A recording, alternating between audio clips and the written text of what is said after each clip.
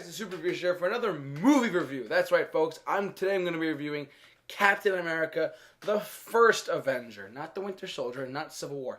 The one that Captain America movie that we all saw and we all were in 2011 were like, yeah, that was good. I recently went back and rewatched it, and I wanted to do a review of it really quick.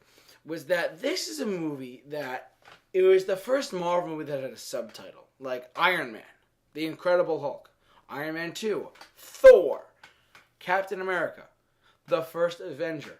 That kind of alluded to us, oh, there's an Avenger movie? What? No way.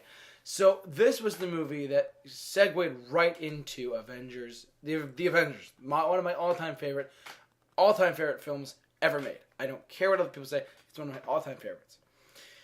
This movie was I really thoroughly enjoyed it a lot.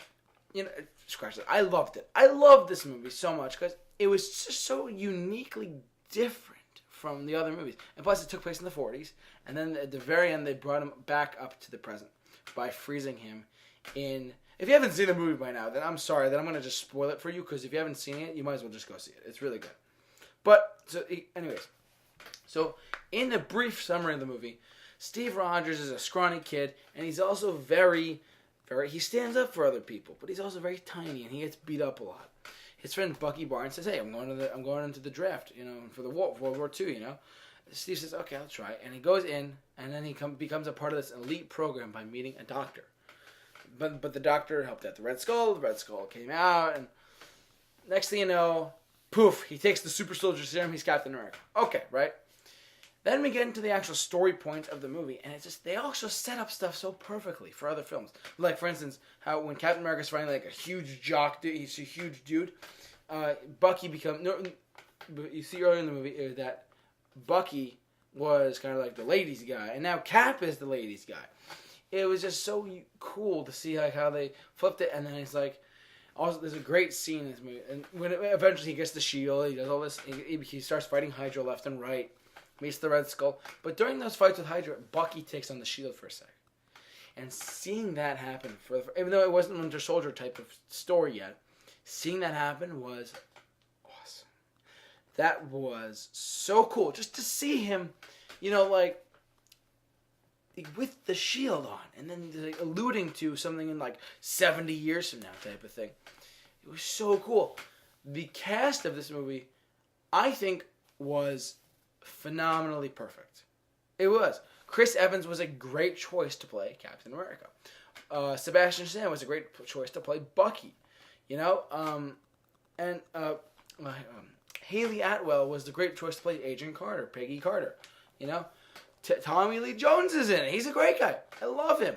And, this was one of those movies that I think a lot of people overlooked. But when they go back to it, I think they may have a little more respect for it, because it did not get a lot of respect. Like, on IMDb right now, the user rating is at a 6.5 or a 7. And the critic reviews are at a 60. And I think that is so I think it's a bit of an underappreciated Marvel movie. Because it was really... Everyone's like, it was good. No, it was a little bit better than good. It wasn't great. It was really, really fun. I had a great time. That end fight. Now, the one thing about this movie that I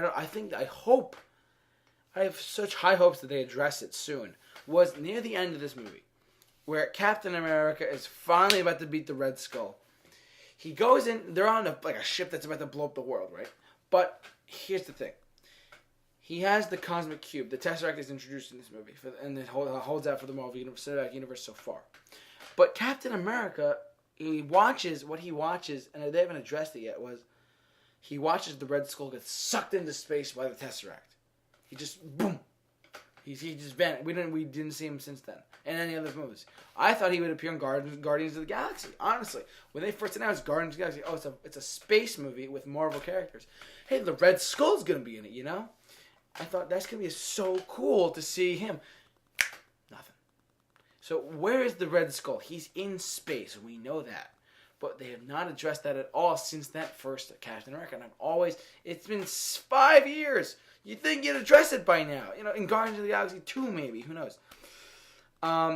This is just... But overall, look, the movie ends on a very sad note. Because throughout the movie, though, you see Steve Rogers. He can't get any, he can't get any women because he doesn't know what to do. He still can't talk. He starts talking with Peggy for a little while, his love of his life. Okay, but then near the end, the last scene of the movie, he wakes up after crashing the plane and saving the world. He crashes, and he's frozen in the ice for 70 years, and a lot of his friends are dead. And it was crazy. But he wakes up because S.H.I.E.L.D. found him. S.H.I.E.L.D. found a wreckage. And they got him. They pulled him out of there, and they're like, oh my God, this is he was alive, but he was frozen. The ice preserved him. So I thought that was great. And then they opened his eyes, and he realized that he's not where he's supposed to be. And then he busted out of there, causes a big scene. He's in the middle of Manhattan, and he's like, he starts because he doesn't realize he's in the year 2012 because he's like, it's crazy. Anyways, then it ends with him. The last lines of the movie was like, Nick Fury's like, hey, Cap, you gonna be okay? You were asleep for 70 years. He's like, yeah, I had a date. And it ends there. The movie ends on a sad note.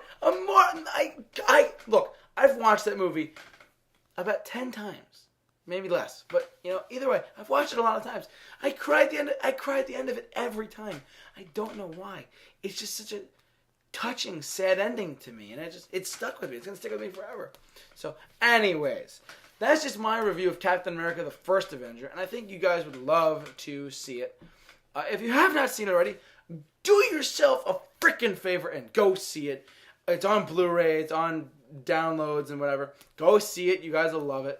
And look, if you're a fan of Winter Soldier was incredible. Civil War was incredible, but it never would have happened without that first Captain America. So I think if people will go back and watch it and understand it for what it is, I think people have more maybe not necessarily forgiveness, but just more appreciation for it. So there's that. But look, for this movie review of 2011's Captain America: The First Avenger, my name is Jamie. Off to work. I'll see you guys later. Thank you very much for tuning in.